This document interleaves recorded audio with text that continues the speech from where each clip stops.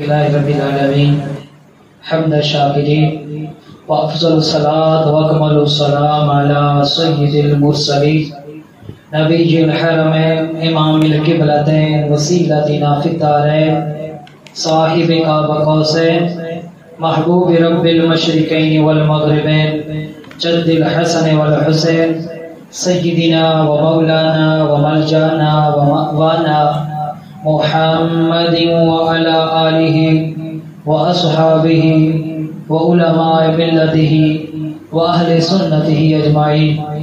وقال الله تبارك وتعالى في القرآن المجيد وإما ينسينك الشيطان فلا تقعد بعد الذكر مع القوم الظالمين.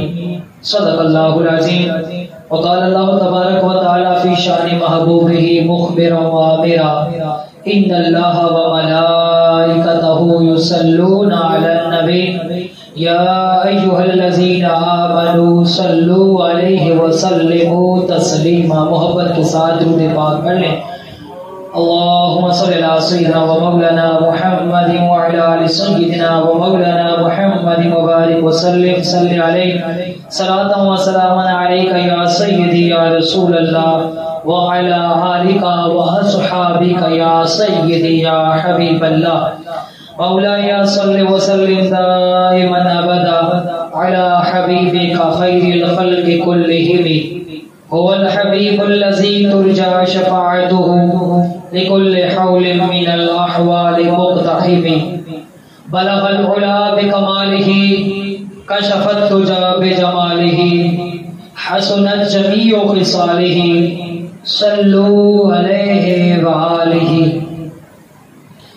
اللہ جل مجدہ کی حمد و ثنا اور حضور فخر موجودات زینت بزم کائنات حامی بے کسا سید سرورا احمد مجتبی جناب محمد مصطفیٰ صلی اللہ تعالی علیہ وآلہ وسلم کی بلند و بالا بارگاہ میں صلاۃ و سلام کا نذرانہ عقیدت پیش کرنے کے بعد آپ کے سامنے قرآن مجید برہان بشیر کی ایک آیت مبارکہ پڑھنے کا شرف ملا جس میں اللہ تبارک و تعالیٰ نے یہ ایمان والوں کو حکم ارشاد فرمایا وَإِمَّا يُنْسِيَنَّكَ الشَّيْطَانُ فَلَا تَقْعُدْ بَعْدَ الذِّكْرِ مع القوم الظالمین.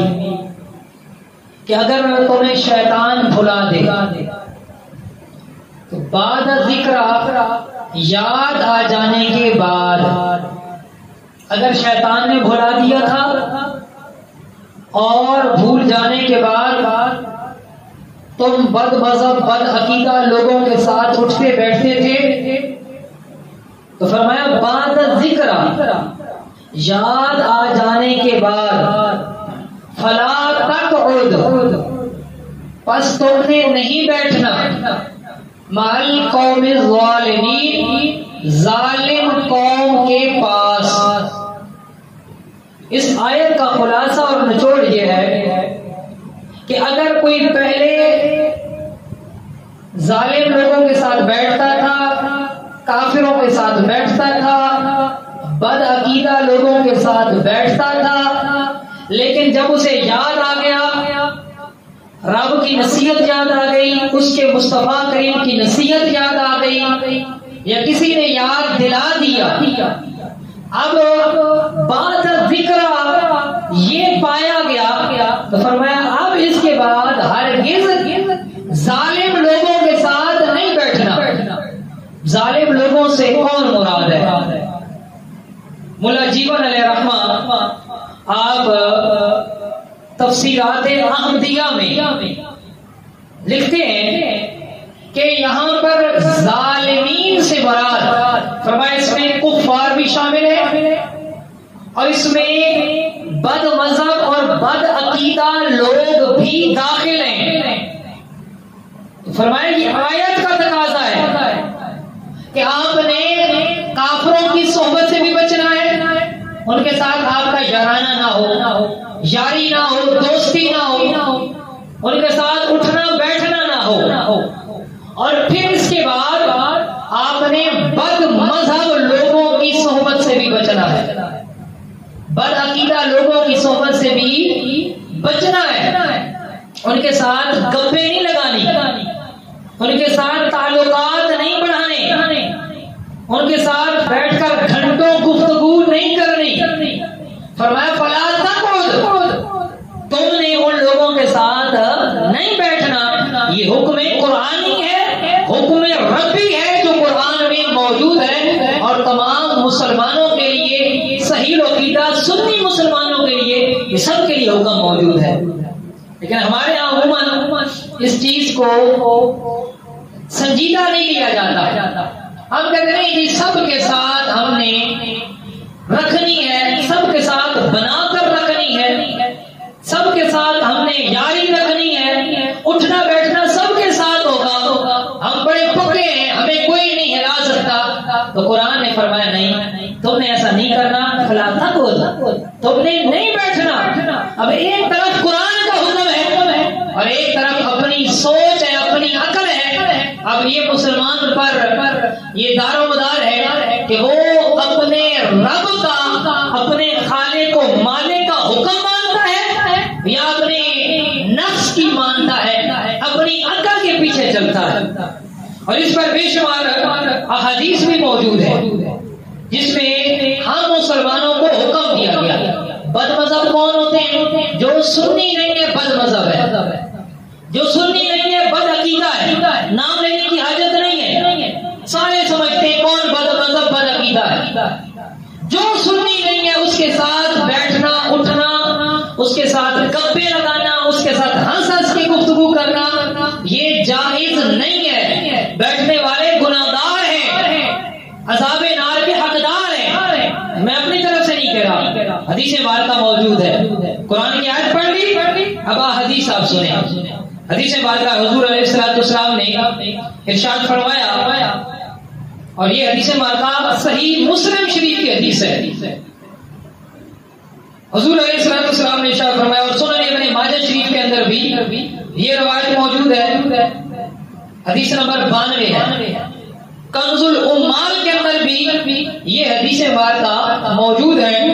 حضرت ابو ہریرہ رضی اللہ تعالی عنہ اس حدیث کے راوی ہیں۔ آپ فرماتے ہیں کہ رسول اللہ صلی اللہ علیہ وسلم نے ارشاد فرمایا، ان مرضوا فلا تعودوهم، اگر بد مذہب لوگ بیمار ہو جائیں تو ان کی عیادت نہ کرو۔ ویسے مسلمان کی عیادت کرنے کا تو بڑا اجر و ثواب ہے، کہ حدیث میں فرمایا کہ اگر ایک مسلمان کی عیادت کے لیے نکلتا ہے، صبح کے وقت جاتا ہے تو شام تک 70,000 فرشتے اس کے لیے بخشش کی دعائیں کرتے ہیں۔ شام کو جاتا ہے تو صبح تک 70,000 فرشتے اس کے لیے بخشش اور مغفرت کی دعائیں کرتے ہیں۔ لیکن یہ صحیح العقیدہ مسلمان کے لیے فضیلت ہے۔ بد مذہب بد عقیدہ کی اگر عیادت کرنے جائیں گے، ثواب تو دور کی بات، الٹا گناہگار ہوں گے۔ فرمایا ان مرضوا فلا تعودوهم، اگر یہ بیمار ہو جائے ان کی عیادت کرنے نہیں جانا۔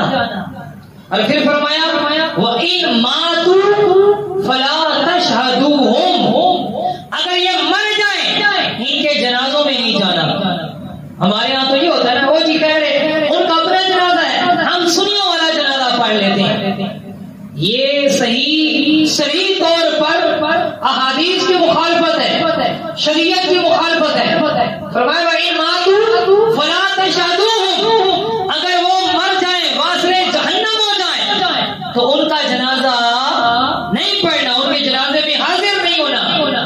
اور فرمایا وَإِن لَقِيتُمْ فَلَا تُسَلِّمُوا عَلَيْهِمْ، جب کبھی راستے میں ان سے آمنا سامنا ہو جائے، ان سے ملاقات ہو جائے تو جھک کر ملنا نہیں ہے، انہیں سلام نہیں کرنا۔ فرمایا فَلَا تُسَلِّمُوا عَلَيْهِمْ، ان پر سلام نہیں کرنا۔ یہاں پر تو ہمارے سنی جب ان سے ملتے ہیں تو بڑے جھک جھک کر مل رہے ہوتے ہیں۔ یہ صحیح حدیث کی مخالفت ہے۔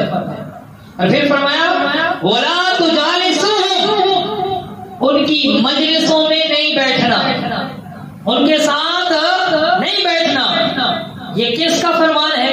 یہ میری کوئی بات نہیں ہے، میری بات تو آپ نہ مانیں، یہ آقا دو عالم نور مجسم صلی اللہ علیہ وسلم کا فرمان ہے، حکم ہے، وَلَا تُجَالِسُوهُمْ، ان کے ساتھ نہیں بیٹھنا، اور پھر فرمایا وَلَا تُشَارِبُوهُمْ، ان کے ساتھ مل کر پینا نہیں ہے، ان کی سبیلیں لگی ہوں تو ان سے پانی نہیں پینا، ان کے ساتھ بیٹھ کر پانی نہیں پینا، پھر فرمایا وَلَا تُآكِلُوهُمْ، ان کے ساتھ بیٹھ کر کھانا نہیں کھانا، پھر فرمایا وَلَا تُنَاكِحُوهُمْ، اور ان کے ساتھ نکاح نہیں کرنا، نہ انہیں اپنی بچیاں دینی ہے نہ ان کی بچیاں لینی ہے، کوئی بھی غیر سنی ہے جو سنی نہیں ہے، جو بریلوی سنی نہیں ہے، اس کی نہ بچی لے سکتے ہیں نہ انہیں اپنی بچی دے سکتے ہیں، یہ حدیث کا حکم ہے، وَلَا تُنَاكِحُوهُمْ وَلَا تُصَلُّوا عَلَيْهِمْ، فرمایا وہ مر جائیں ان کے اوپر نماز نہیں پڑھ سکتے، ایک تو جنازے میں شرکت نہیں کر سکتے، دوسرا مر جائیں وَلَا تُصَلُّوا عَلَيْهِمْ، ان کے اوپر جنازہ بھی نہیں پڑھ سکتے، اور اگلی بات فرمائی وَلَا تُصَلُّوا مَعَهُمْ، ان کے ساتھ کھڑے ہو کر نماز بھی نہیں پڑھ سکتے۔ ہمارے یہاں تو انہی کی مساجد میں لوگ جاتا ہے، کوئی عید کی نماز پڑھنے جا رہا ہے، کوئی جمعے کی نماز پڑھنے کے لیے جا رہا ہے، اپنی مسجد چھوڑ دی، جناب فلاں کی مسجد میں جا رہے، ادھر ہی انہی کے ساتھ کھڑے ہو کر ہم جمعہ پڑھیں گے، عید پڑھیں گے، یہ اس صحیح مسلم شریف کی حدیث کی مخالفت کر رہے ہیں۔ ایک تو اپنے جو حق کے پڑوس ہے، مسجد تو اپنے محلے کی ہے، اسے چھوڑ کر دوسری مسجد میں جانا یہ بھی جرم، اور پھر اس مسجد میں جانا جو بد مذہب بد عقیدہ لوگوں کی مسجد ہے، اپنی مسجد کا جمعہ چھوڑ دینا، اپنی مسجد کی عید چھوڑ دینا، اپنی مسجد کی جماعت چھوڑ دینا، نماز چھوڑ دینا، اپنی مسجد کو ویران کر کے بد مذہبوں کے چرنوں میں چلے جانا، یہ اس حدیث کی مخالفت ہے۔ آقا کریم صلی اللہ علیہ وسلم نے فرمایا وَلَا تُصَلُّوا مَعَهُمْ، ان کے ساتھ نماز نہیں پڑھنی، اور اگر بد مذہب اپنی کوئی مسجد بھی بنائے اس مسجد میں بھی نہیں جانا، سنی کے لیے جانا جائز نہیں ہے، چاہے ان کے محلے میں کوئی مسجد بنا دے، اور اگر سنیت کے مقابلے میں اہل سنت کے مقابلے میں کوئی بد مذہب مسجد بناتا ہے، وہ شرعی مسجد نہیں ہے، وہ مسجد ضرار ہے، وہ مسجد ضرار کے حکم میں 10ویں پارے قرآن کے اندر اس بات کا ذکر موجود ہے کہ منافقین نے کیا کیا، مسجد نبوی کے مقابلے میں انہوں نے ایک مسجد ضرار بنایا، اور مقصد یہ تھا کہ کچھ صحابہ کرام کو وہاں سے توڑ کر اپنی مسجد میں لے جائیں گے، تو اللہ تبارک تعالیٰ نے قرآن کی آیات نازل کر دی، اور انہوں نے دھوکے سے حضور علیہ السلام کو یہ کہا کہ آپ آئیں، آپ ہماری مسجد میں نماز پڑھیں تاکہ برکت ہو جائے، تو مقصد یہ تھا کہ صحابہ کا یہ ذہن بن جائے گا کہ کیونکہ حضور علیہ السلام اس مسجد میں آ چکے ہیں، لہذا ہم بھی اس مسجد میں جاتے ہیں، تو اس طرح صحابہ کرام کی اجتماعیت کو ہم توڑ سکیں گے۔ حضور علیہ السلام کے پاس آئے، آپ نے فرمایا کہ میں ابھی غزوہ تبوک میں جا رہا ہوں، وہاں سے واپسی پر تمہاری مسجد میں آؤں گا اور وہاں پر نماز پڑھوں گا۔ پھر جب حضور علیہ السلام واپس آ رہے تھے تو اسی وقت قرآن کی آیات نازل ہو گئی، اور آقا کریم صلی اللہ علیہ وسلم کو بتا دیا گیا کہ ان کا مقصد کوئی نیک مقصد نہیں ہے، یہ تمہاری مسجد کے مقابلے میں مسجد بنا رہے تاکہ اس مسجد کو ویران کر سکیں۔ آقا کریم صلی اللہ علیہ وسلم نے صحابہ کو بھیجا، وہ گئے، انہوں نے اس مسجد ضرار کو آگ لگا کر نیست و نابود کر دیا۔ اب اگر کوئی یہ کہے کہ نہیں جی وہ بھی تو مسجد ہے، تو پھر آقا کریم صلی اللہ علیہ وسلم نے کیوں گرایا؟ پتہ چلا مسئلہ کے حق اہل سنت و جماعت کے خلاف جو بھی مسجد بنائی جائے وہ مسجد نہیں ہے، مسجد ضرار ہے، اس کے ساتھ تعاون کرنا کوئی ثواب نہیں اس کے ساتھ اس کے فنڈ میں حصہ شامل کرنا، یہ کوئی ثواب کا کام نہیں ہے، بلکہ خود سنیت کو کمزور کرنے کے مترادف ہے۔ اس مسجد میں جا کر نمازیں پڑھنا یہ جائز نہیں ہوگا، کیوں؟ اس لیے کہ وہ شرعی مسجد نہیں ہے، وہ مسجد ضرار ہے۔ اور یہ میری بات نہیں ہے، یہ 10ویں پارے میں اللہ تعالیٰ نے قرآن پاک کے اندر ذکر کیا ہے، فرمایا وَلَا تُصَلُّوا مَعَهُمْ، تم نے بد مذہب لوگوں کے ساتھ کھڑے ہو کر نہ ان کے پیچھے نماز پڑھ سکتے ہو، نہ ان کے ساتھ کھڑے ہو کر نماز ادا کر سکتے ہو۔ یہ بد مذہب لوگوں کے حوالے سے ایک اور حدیث مبارکہ بھی حضرت کریم صلی اللہ تعالیٰ علیہ وسلم کی ہے۔ حضرت عبداللہ بن مسعود رضی اللہ تعالیٰ عنہ آپ فرماتے ہیں، اور یہ حدیث سنن نسائی کے اندر موجود ہے، سنن دارمی کے اندر موجود ہے، مشکات شریف کے اندر موجود ہے، اور مسند احمد کے اندر یہ حدیث موجود ہے۔ حضور علیہ الصلوۃ والسلام نے کیا کیا؟ حضرت عبداللہ بن مسعود فرماتے ہیں کہ حضور علیہ الصلوۃ والسلام نے ہمیں سمجھانے کے لیے ایک سیدھی لائن کھینچی، ایک سیدھی لکیر کھینچی، اور فرمایا ھذا سبیل اللہ، یہ اللہ کا راستہ ہے، یہ اللہ کا راستہ ہے۔ اور پھر اس کے بعد کیا کیا؟ ثم خط خطوطا عن یمینہ وعن شمالہ، پھر حضور علیہ الصلوۃ والسلام نے اس سیدھی لکیر کے سیدھی جانب اور الٹی جانب کئی لکیریں کھینچی، کئی خط کھینچے، اور پھر فرمایا کہ ھذہ سبل علی کل سبیل منھا شیطان یدعو الیہ، پھر فرمایا کہ یہ جتنے بھی راستے ہیں نا دائیں بائیں، ان ہر ایک راستے پر شیطان بیٹھا ہوا ہے۔ ہر راستے پر کون ہے؟ شیطان بیٹھا ہوا ہے، اور شیطان کیا کرتا ہے؟ فرمایا وہ تمہیں اپنی طرف بلاتا ہے، تمہیں اپنی طرف بلاتا ہے۔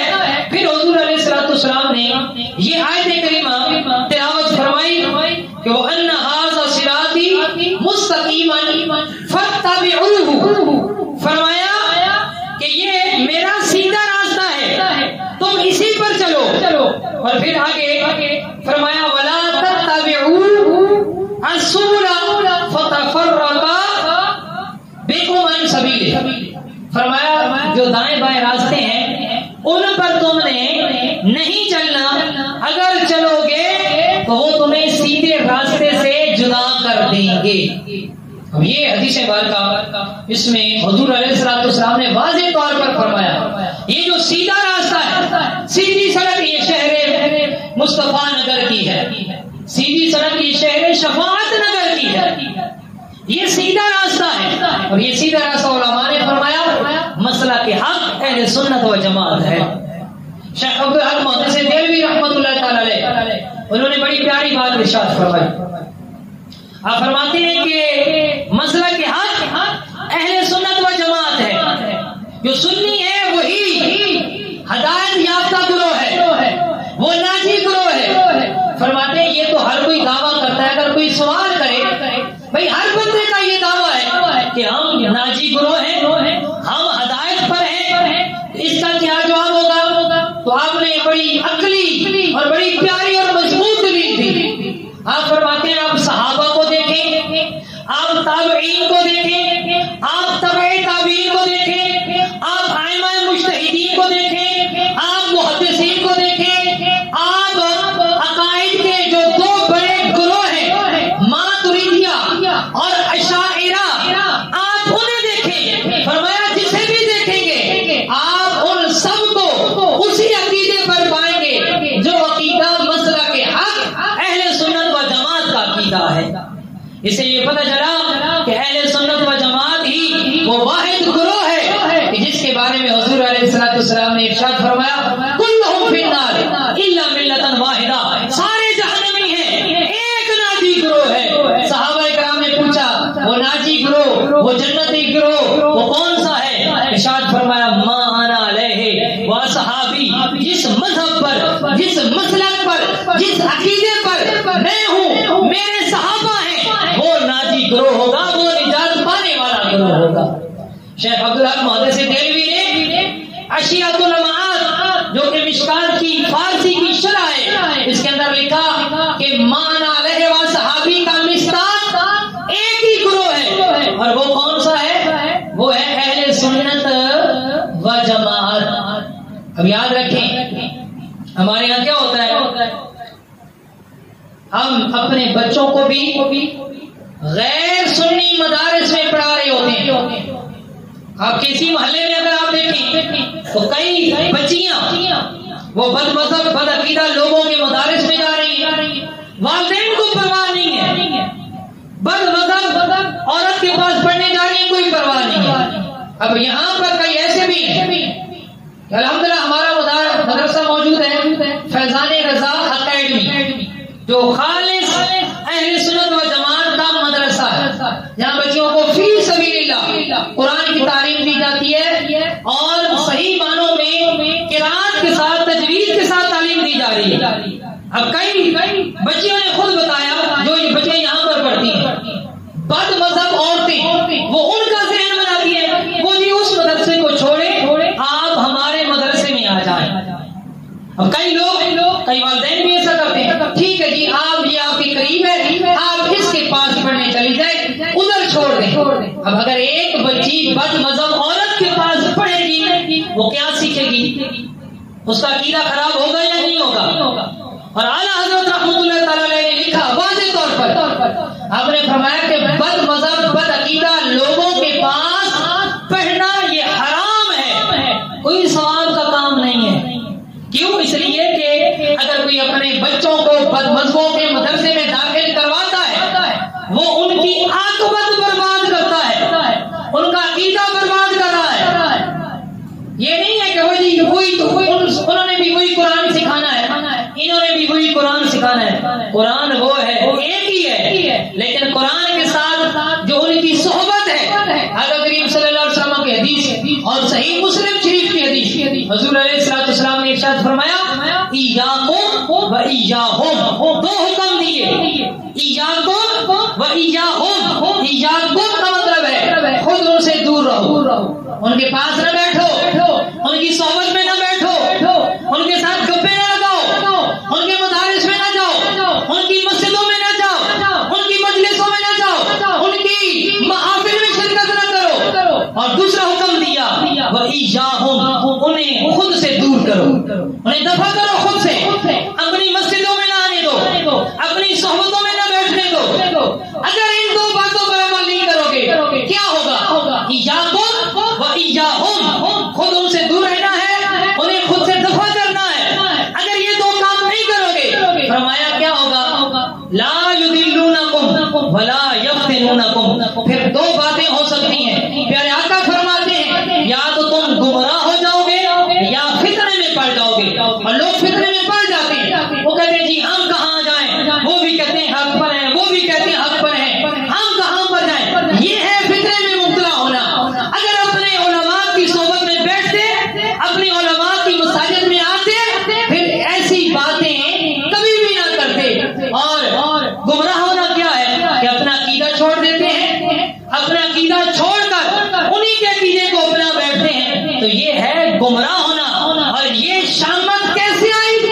ایاکم و ایاہم پر عمل نہ کرنے کی وجہ سے آئی کہ ہم نے ان سے اپنے آپ کو دور نہیں کیا، انہیں خود سے دور نہیں کیا، ہم نے تو اپنے بچے ان کی گود میں ڈال دیے کہ یہ ہمارے بچے ہیں، جیسا انہیں پڑھیاں پڑھانیاں پڑھاؤ، ان کا جیسا عقیدہ تو بھاؤ برباد کرنا ہے کرو۔ تو میرے بھائیوں اپنے عقیدے کی حفاظت کریں، اپنے آپ کو بھی بچائیں، اپنی آنے والی نسلوں کو بھی بچائیں، اپنی مساجد کو بھی بچائیں، اپنی مساجد میں بد مذہب لوگوں کو نہ آنے دیں۔ اگر آنے دیں گے تو کل کو آنے والی ہماری نسلیں وہ پھر یا رسول اللہ کہنے والی نہیں رہے گی، پھر وہ وہی بن جائے گی جو یہ کہتے ہیں کہ میلاد منانا بدعت ہے، میلاد منانا شرک ہے، جو یہ کہتے ہیں کہ میلاد منانا یہ ہندوؤں کا کام ہے، جنہوں نے اپنی کتابوں میں لکھا۔ پھر آنے والی نسلیں بھی یہی گردانے اور یہی باتیں کہتے ہوئے آپ کو نظر آئیں گی۔ اگر آپ چاہتے ہیں کہ ہمارے